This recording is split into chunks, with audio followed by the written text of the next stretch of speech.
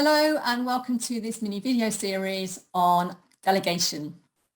Now, one of the things that I find when I'm working with newly appointed managers is they find it really difficult to let go. And that's quite understandable because particularly if you've been promoted up internally, you're now asking your team members to do a job which you used to do and probably did really well. So it can be very difficult to let go of those things, particularly if there were things that you enjoyed doing. Now, there are lots of other reasons why delegation doesn't happen when it should. So first of all, let's just consider the benefits. And the number one benefit is, of course, it frees up your time to be focusing on the things that only you should be doing or only you can do. If you try and do everything that your team members should be doing, then you will just run out of time and the things that are most important for your role won't get done. The second reason is that when you delegate something to your team members, that's demonstrating your trust in them.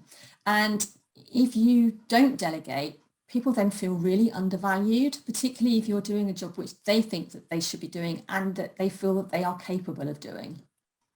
The third reason is that it's a great opportunity to stretch and develop your team members.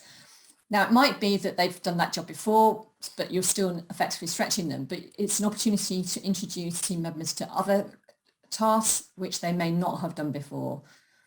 And the fourth and final reason I'm going to cover today is that when you delegate either your tasks or maybe delegate tasks that other team members have done before, then it gives people a much greater appreciation of each other's roles. So let's say that you give one of your team members something that is a very small part of what you do, and they do it and they think it looks really easy, and then when they come to do it they find that there is actually more to it than they originally thought. So it's the same sort of concept that when everybody's doing any other role that somebody else has done or any other task that somebody else is doing, it increases their appreciation of that role and they're far more likely to support one another as a team. So what can go wrong? Well, the number one reason that we hear that people don't delegate is this, well, actually, it's just quicker to do it myself than to train somebody to do it. And of course, that is true. The first time that somebody's going to do a task, it will take a lot longer because you are going to have to show them how to do it. But the problem is, if you just step in and do that task for them, then the same situation is going to crop up again the next time that task needs doing, and the time after that, and the time after that, and the time after that. So there needs to become a point when you let go. So think about delegation and the time that you spend showing somebody how to do it as an investment in time. The second reason that managers often shy away from it is that fear of that person making a mistake. And of course, they never will be capable unless you give them that chance. So at some point, you do need to let go, and just providing you've given them the right skills and the right support, then that will make you feel better, but it will also make the team member feel better as well. And then the third reason is that people often think, well, actually only I'm capable of that. It's such a critical task that needs to be done. I'm not sure really that I can trust anybody else within the team. So that whole issue of trust comes up again.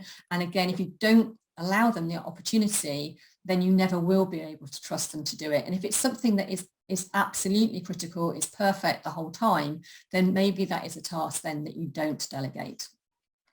One other one that I'm going to throw in here, because I know that it's a real reason, and not necessarily people would admit it, is that people don't like letting go of the stuff that they really enjoy doing. So just be mindful of that one as well. Okay, so here we've looked at 4 compelling reasons for delegating. One is that it helps to save your time on the things that only you should be doing. It demonstrates your trust in your team members. It gives them an opportunity for stretching them and developing them. And finally, it gives an opportunity for people to have a greater understanding of each other's roles. So that's all for today, and I look forward to seeing you in the next video. Bye for now.